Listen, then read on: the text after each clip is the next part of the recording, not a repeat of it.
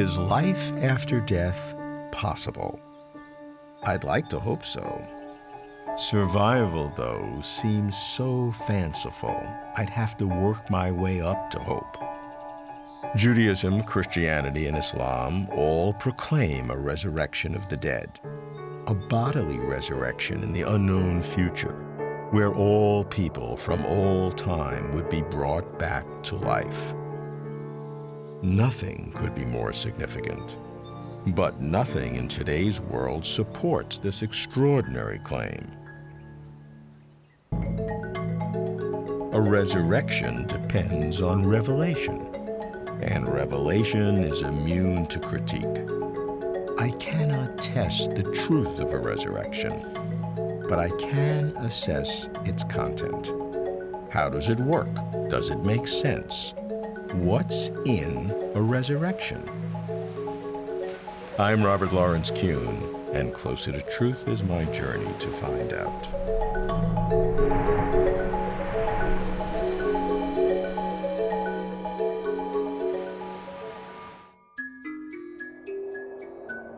Hoping for a resurrection is hard enough. Without God, it'd be impossible. So I begin with a philosopher of religion who is an expert on God's special traits, Edward Wierenga.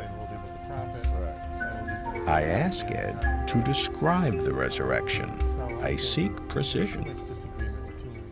Ed, as a philosopher and a believer, help me understand what is the supposed resurrection. It's a view about something that happens to people after they die. And in short, it's that at some point after death, they get new bodies. So on the standard view, at the end of time, in Christianity, when Jesus comes back to usher in the resurrection or the last judgment or whatever, in Islam, there's something similar about a final judgment. People who've died get new bodies. In the case of Christianity, the doctrine of the resurrection of the body is inspired by various passages from the Apostle Paul. The resurrection body emerges from the original body as somehow the original one was a seed for the final one. So all of those are kind of hints that if our current bodies are corruptible, subject to disease and so on, subject to doing wrong, the new body is somehow going to be incorruptible. It's going to be free from sin. Okay, just to be precise, though, when we're talking about a resurrection, that's not the same thing as an afterlife, because some people believe as soon as you die, your soul or whatever has a continued consciousness. Yeah. They both lead to some kind of an existence after you die, but they're two radically different kinds. Is that fair? So what happens exactly immediately after someone dies? Is there anything going on between the time of your death and the time of the final resurrection? On some views, people are pretty much conscious. Some theologians call that the intermediate state. There's something going on, that somehow it's minds or souls that survive. Disembodied. Disembodied. Other people use the term soul sleep. They think somehow you continue to exist, but you might not be doing any thinking. I might not be aware of anything. It might just seem to you as though it was an instant instead of however many years it really was. And it would be easier, I think, to understand how that could happen if people survived as disembodied souls, which then later got hooked up in the right way with the body. So I think much harder to see how that could happen if we don't have immaterial souls. If there's no God, this has virtually no chance. That certainly seems logical. And the question, and then how God will do this is the next question. I think if we are souls, they wouldn't survive unless God kept them in existence. And if we get resurrection bodies at some point, that wouldn't happen without God doing some kind of miraculous thing at that time. The fact that there is virtually no evidence, I would think no evidence at all, and that doesn't bother you? It doesn't bother me that there's no communication from people who've already died. I guess it's because I don't think I have any arguments in favor of survival of death, apart from religious considerations, apart from religious views. Mm-hmm. For the most part, I don't go around looking for evidence to support them, which then later got. Resurrection basics. At some point after death, we get new bodies. Good start. I could use a new body. Other details are up for grabs. Do we have souls? What happens immediately after death? What kind of new body?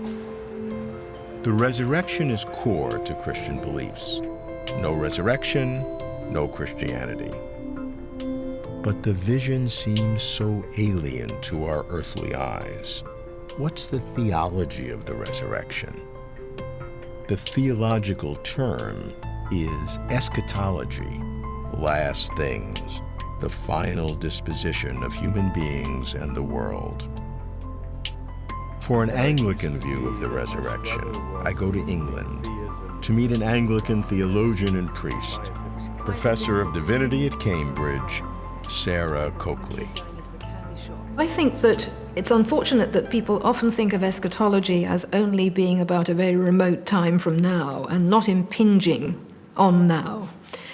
But if we think of God as essentially timeless, then whatever God is doing with us and will do with us eventually must be somehow all already available now under certain conditions. We are, as it were, en route to the resurrection body, and we can find in some forms of saintly transformed life already intimations of that resurrection body. But will there be something in the future that will literally be a resurrection and a resurrection body that will, in essence, have eternal life and be non-corruptible and all of those things that, I would like? I'll sign on for it. I have difficulty exactly expressing to you what it will be like because of my intense sensibility about the timelessness of God. Because all visions of heaven are actually sort of like down here, only better, and they all have temporality written into them. And if you think that access to the timeless realm will ultimately be our reality, then all our attempts at imagining this will be pretty difficult. Therefore, we have to focus within this life on our only access to this, which is through Christ's resurrection body. So let's just establish some things. You do believe that there will be some future beyond our physical lifetime? I do. Okay. Although to call it future might be misleading. Okay, phrase it this way. At some moment when I die, that's not my last experience. Yes. Yes. You I would believe agree with that. that? Okay, that's number one. Number two is that experience subsequent to death will be a timeless one, which means there's no change once you're there.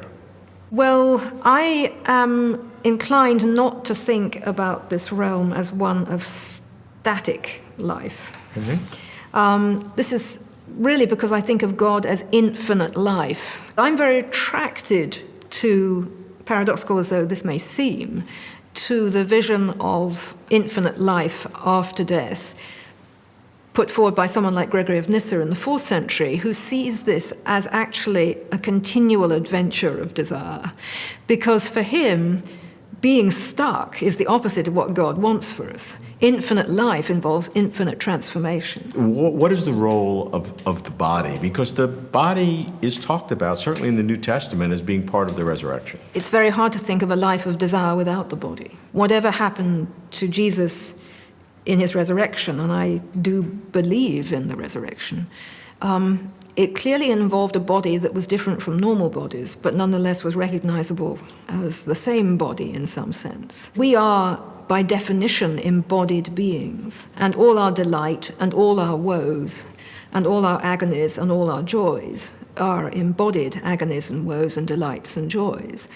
And I take it that that's what God intends, that God didn't want us to, as it were, flail about in mortal flesh for sadistic purposes, but actually intended this mortal flesh to be capable of transformation. That is, I think, the great hope set before people in the Christian faith. Infinite life involves infinite transformation. I'd go for that, Sarah. If there is a resurrection to everlasting life, it would, without doubt, far exceed our capacity to describe it. I am undeterred and pushed to know more. If a resurrection is real, there must be more to know. The Eastern Orthodox Church lays high import on a resurrection, offering deification as the ultimate goal of human beings. I meet a leading Eastern Orthodox priest and theologian, John Behr. I asked John how Christ's resurrection foreshadows a general resurrection. If we start with the resurrection accounts in the New Testament, they've all got a very particular point to make. And in some ways, they always point back to the Passion. It's striking. When they see him, they don't recognize him. Yeah? So it's not just simply, here he is again, having been gone for the last week. Here he is again, we can continue our relationship. No, it's not as simple as that. For instance, when Thomas asks to touch his wounds, he's not just wanting to check, is he flesh and blood? He wants to identify him as the one who's been crucified. Yeah? He wants to say, yes, really, by his death, he's conquered death, and him being here is proof of his conquering death. Christ is not subject to our spatio-temporal limitations as we currently are. So the resurrection accounts make a theological affirmation about his victory over death, and that we now have life in him when we also die with him. Yeah? Then they do, pointing out any kind of indication of what life might be like hereafter. So what are the implications of that? So the implication of that would be two.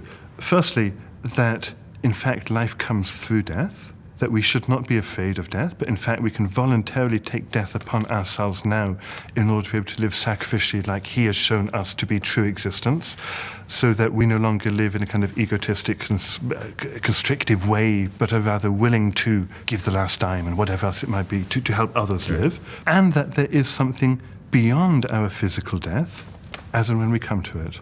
Now, quite what that beyond is really difficult to say. Well, what can we try to say? So the example that Paul gives is of continuity and discontinuity. He points out a seed doesn't live unless it's sown into the ground and dies and rises. Yeah? Okay. Only in that way does a seed actually come to life. But it's not what it was before. It's now something more. It's now a plant rather than an acorn. The body is the same, interestingly. It's the quality of the body that changes. So in the resurrection, I'll have my same body? I hope my shoulder is better. He uses the same word body for both. It's sown as an animated body. It's raised as a spiritual body. The term body is the same, but it's changed in the way that the acorn becomes a tree. I've heard that the Orthodox position of what the human being will be like in the resurrection is actually closer to what Jesus is or God the Father is, that the human being will become closer to God or God-like than other divisions of Christianity. Is that correct? I would say so. Eastern Christianity, Orthodoxy, has got a very strong doctrine of deification. Theosis, the technical language, to become like God.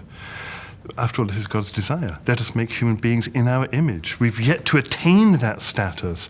We'll attain that status by putting on Christ. I no longer live, Christ lives in me. We will never be what it is to be God, but in the way that I live as a human being, I can share in the way that God has shown his life to be. And so come to share, technical language, in his energies, not in his essence. To become what God is. Deification means making divine, or becoming like God, changing human beings into divine beings. Though startling, unnerving, if anything in a resurrection makes sense, deification makes sense. Being made divine, becoming like God. Why settle for less? To me, if religion could ever be real, deification would seal the deal. I don't recall that Judaism, my own heritage, makes such extravagant claims. Yet, since Christian doctrines are often based on the Hebrew Scriptures, there's likely a Jewish kind of resurrection. I go to New York to ask a leading scholar of ultimate things, professor of philosophy at Yeshiva University, Rabbi Arthur Hyman. In Judaism, what is immortality? Well, there are two aspects of immortality. The first aspect is the question is, in the immortal state, will there be individuals or will it be something communal? Mm-hmm. Now, I think the major teachings in Jewish tradition are that immortality is individual. And here the notion of the resurrection of the dead is central, because here the belief is that the body will be reconstituted, the soul will be put into the body, and there will be individual human beings living. This is one aspect. Now, if we come to the world to come, the crucial point here is that this will be a kind of an idealized state, which will happen, at least according to most Jewish thinkers, after the resurrection of the dead.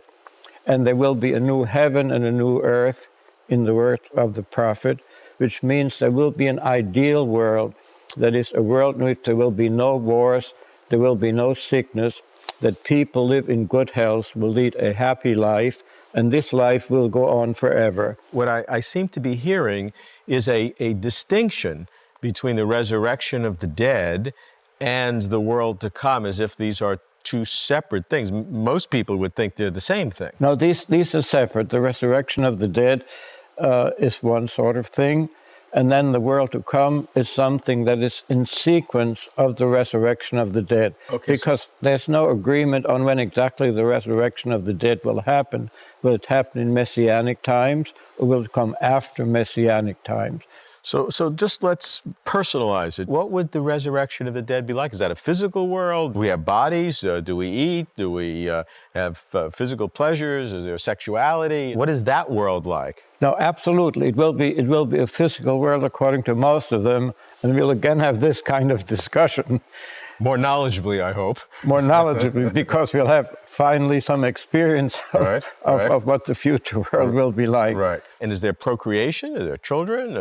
Do you age? Do you grow up? Do you die? There will probably be children. We will not die, at least according to most persons, because that'll be the idealized state, that there's no death, that there's no sickness, but that there will be people and there'll be ordinary kinds of activities. According to mainline Jewish thinking, that the world to come will be in continuity with the resurrection of the dead. And what we have talked about, this idealized world, is really largely the world to come. Presenting these monumental, cataclysmic visions, Arthur is scholarly and considered.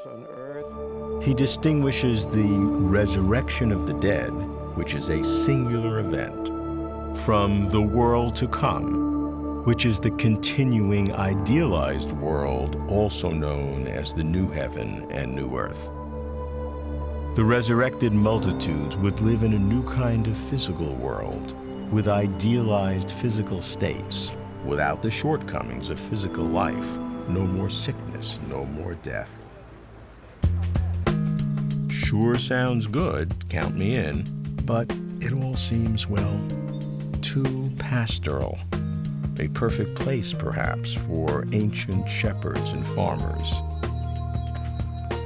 I'd expect more. At least Wi-Fi. What would it take to resurrect me after I am long dead? How to bring me back to conscious life?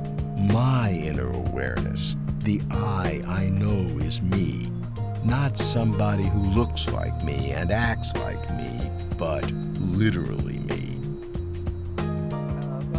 I speak with a philosopher of religion who works on the nature of God's existence and creation, Timothy O'Connor. Tell me, Tim, how is it possible to resurrect me? I think what we need to recognize is there's going to be no natural mechanism whereby that happens. If we're going to survive death, we're going to need some help. Agreement there.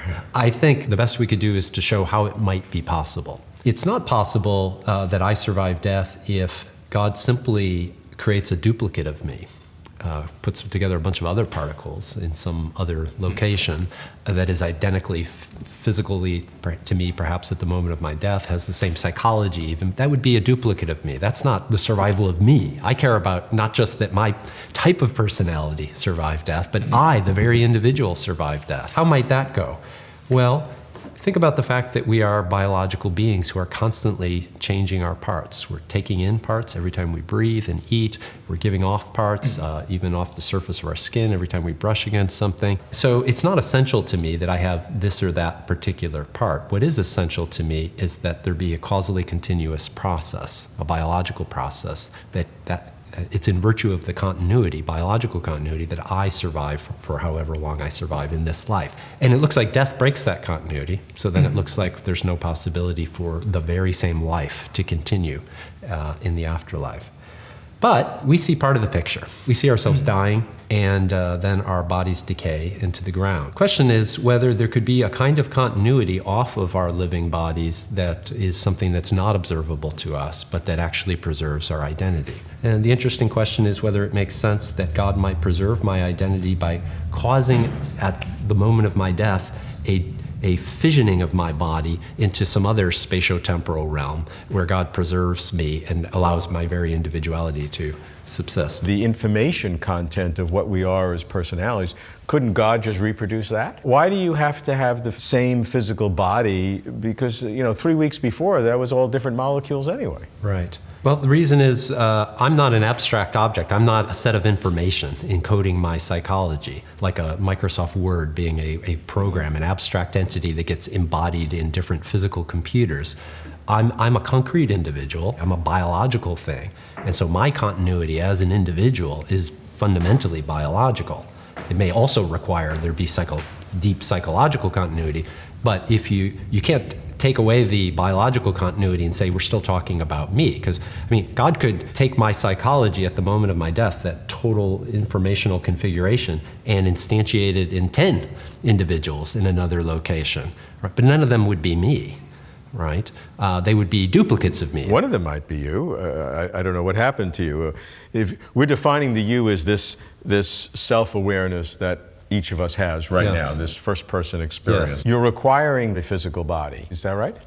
Yes, because I think I am fundamentally a biological thing with psychological properties that are not reducible to my biological properties, but the nature of what I am is a three-dimensional physical object, a changing object. I'm not identical to any particular set of particles. So it seems that even if this is the worst case, where only materialism is true, and that there's this gap in our existence between when we die and when God may make a resurrection, that it's still possible, logically, for this to happen. Right, provided there's a causal connection across that gap in time and space. Ordinarily, we think of when one physical thing affects another, there's a spatio-temporal continuity. This would require that some things could causally affect things that are with no causation going across the intervening space. That's a more challenging notion of causality, but it's not a conceptual question that causation must involve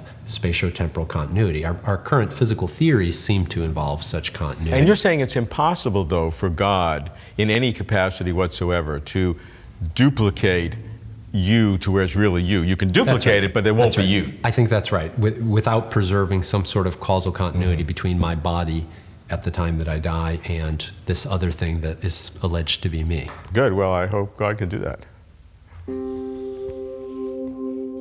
Actually, I'd like to hope God can do that.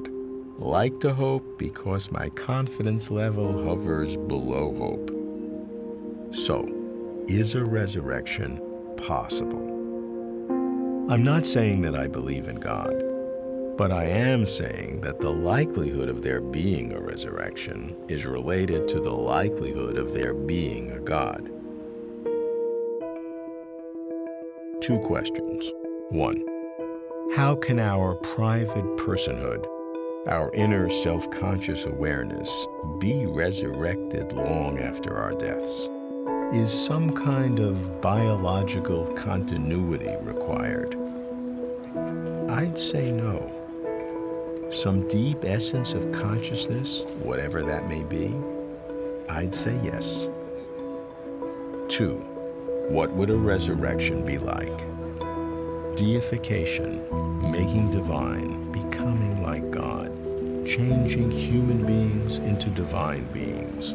Sounds absurd, even blasphemous. But if there is a God, and if God created human beings, there could be no greater purpose of human life.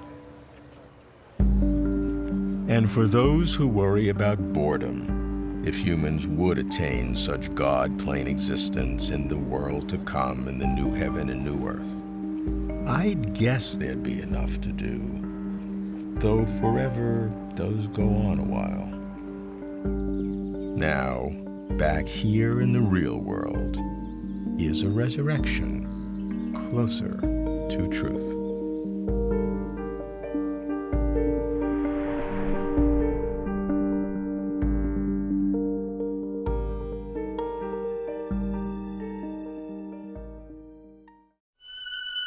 For complete interviews and for further information, please visit closertotruth.com.